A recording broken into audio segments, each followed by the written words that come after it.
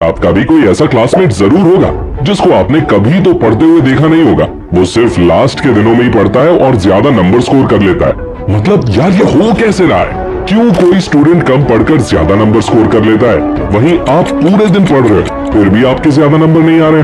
कुछ तो दाल में काला है। काला है आपका तरीका, आपका वे ऑफ स्टडी गलत है। आप गलत तरीके से पढ़ते हो। गलत तरीके से पाव भाजी बनाओगे तो पाव भाजी में उतना बढ़िया टेस्ट नहीं आएगा ना। वैसे ही अगर गलत तरीके से पढ़ोगे तो उतने अच्छे मार्क्स नहीं आएंगे। तो आपको पाव भाजी बनाने का तरीका पढ़ने का सही तरीका सीखने की जरूरत है।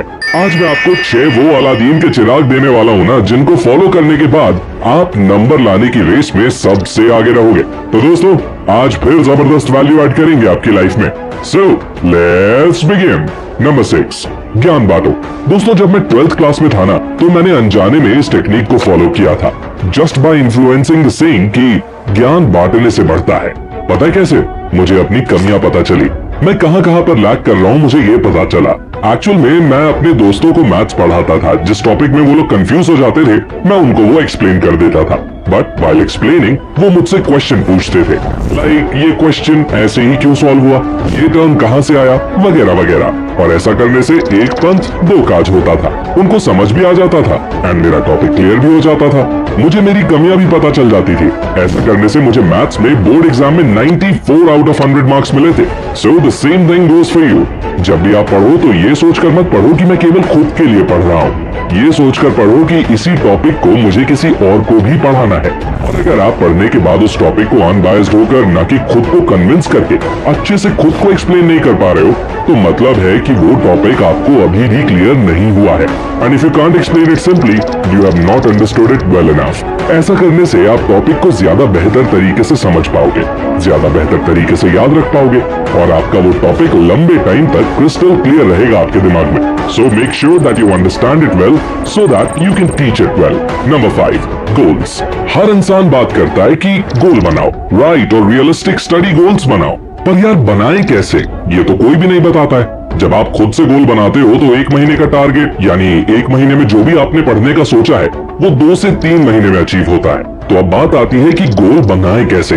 गोल स्मार्ट होना चाहिए। जी हाँ, smart. S mean specific. Instead of deciding कि मैं 1 महीना लगातार पढ़ूंगा, 1 महीने में जितना हो सकेगा सिलेबस कवर करूंगा, या 1 महीने में 5 चैप्टर्स पढ़ डालूंगा, 1 महीने में बुक्स खत्म कर दूंगा, इससे बढ़िया आप ये डिसाइड करिए कि आज मुझे क्या करना है, 2 दिन बाद मुझे क्या पढ़ना है। अपने गोल को माइक्रो करो। आपका गोल स्पेसिफिक होना चाहिए, सटीक होना चाहिए। आपके माइंड में अपने गोल की बिगर और शॉर्टर दोनों पिक्चर्स होनी चाहिए। मंथली, क्वार्टरली, वीकली, डेली, ये सारे गोल्स होने चाहिए आपके पास। M यानी मेजरेबल। गोल मेजरेबल होना चाहिए। जैसे कि सपोज करो कि आपने 1 महीने में 90 टॉपिक्स पढ़ने का गोल बनाया, तो इसकी कैलकुलेशन करो। मतलब 1 महीने में 30 दिन, 30 दिन में 90 टॉपिक्स, मींस 1 दिन में 3 टॉपिक कंप्लीट करने हैं, तब जाके मेरा गोल अचीव हो पाएगा। अगला लेटर है A मींस अचीवेबल।